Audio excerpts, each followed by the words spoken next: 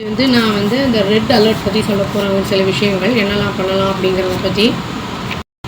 இப்போது நம்ம சென்னை உட்பட ஒரு 5-6 மாவட்டத்துக்கு ரீஜனல் இந்த மெட்ரலாஜிக்கல் டிபார்ட்மெண்ட் இருக்குது இல்லைங்களா, அது ரெட் அலர்ட் கொடுத்துருக்கு. அதாவது ஹெவி டு ஹெவி ரெயின்ஃபால் வரும் அப்படின்னு சொல்லியிருக்காங்க.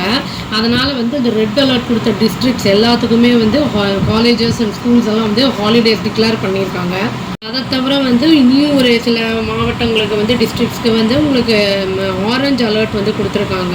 அதனால் நம்மளுக்கு ரெட் அலர்ட் கொடுத்துருக்காங்க அப்படிங்கிற பட்சத்தில் ஆரஞ்ச் அலர்ட் ரெண்டுத்துக்குமே நம்ம ஃபோனை ரீசார்ஜ் பண்ணிக்கிறது, வாட்டர்லாம் ரெடி பண்ணி வச்சுக்கிறது, 2 நாளைக்கு தேவையான பொருள்லாம் வாங்கி வச்சுக்கிறது, இதெல்லாம் பண்ணி வச்சுக்கிட்டோன்னா ரொம்ப வசதி. அப்புறம் நெக்ஸ்ட்டு 2 டேஸ்க்கு இப்போது அவங்க என்ன சொல்லியிருக்காங்கன்னா, வார்ன் பண்ணியிருக்காங்கன்னா ஹெவி டு ஹெவி ரெயின்ஃபால் வரும் அப்படின்னு சொல்லியிருக்காங்க. அதனால் டவுனில் இருக்கிற வீடெலாம் இருக்குது இல்லைங்களா, அவங்களாம் பொருள்லாம் இருக்குது அப்படிங்கும்போது தண்ணிலாம் உள்ளே அடிச்சுட்டு போகிறதுக்கான வாய்ப்பெல்லாம் இருக்குது. அதனால் முக்கியமான சேஃபான பொருள்லாம் எடுத்து மேலே வச்சுக்கிட்டு நம்மளோட பொருட்கள் நம்மளையும் சேஃப்கார்ட் பண்ணிக்கிறது நல்லது.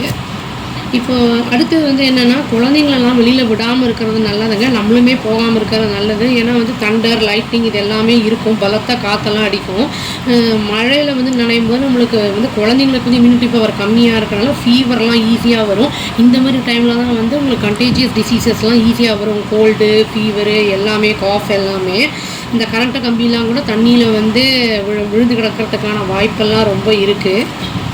அதனால் நம்ம கேர்ஃபுல்லாக இருக்கிறது நல்லதுங்க. அதுவும் இல்லாமல் இந்த மாதிரி டைம் ஹெவி ரெயின்ஸ் எல்லாம் வரும்போது நம்ம இந்த மிக்ஸி, கிரைண்டர், டிவி இதெல்லாம் ஆன் பண்ணாமல் இருக்கிறது நல்லது. அப்புறம் இந்த ஃபிஷர்மென்லாம் உள்ள கடலுக்கு மீன் பிடிக்க போக வேண்டாம் அப்படின்னு அலர்ட் பண்ணியிருக்காங்க இந்த மெட்ரலாஜிக்கல் டிபார்ட்மெண்ட்லேருந்து. அப்புறம் இந்த ஸ்ட்ரே டாக்ஸு, கேட்ஸ் எல்லாம் இருக்குங்க இல்லைங்களா, அதெல்லாம் மழைலாம் வரும்போது நம்மளுக்கு வீட்டு வாசலில் ஏதாவது ஷெல்டர் இருக்கிறதுக்கு இருந்ததுன்னா அதுங்களும் மழையிலேருந்து தப்பிச்சுக்கும். இந்த மாதிரி சின்ன உதவிகள் நம்ம செய்யலாம் அப்படின்னு சொல்லிவிட்டு இந்த வீடியோவை நான் முடிச்சுக்கிறேன். Stay safe. Thank you. Please do like, share and subscribe our channel and click the all option and tap the bell icon. Thank you.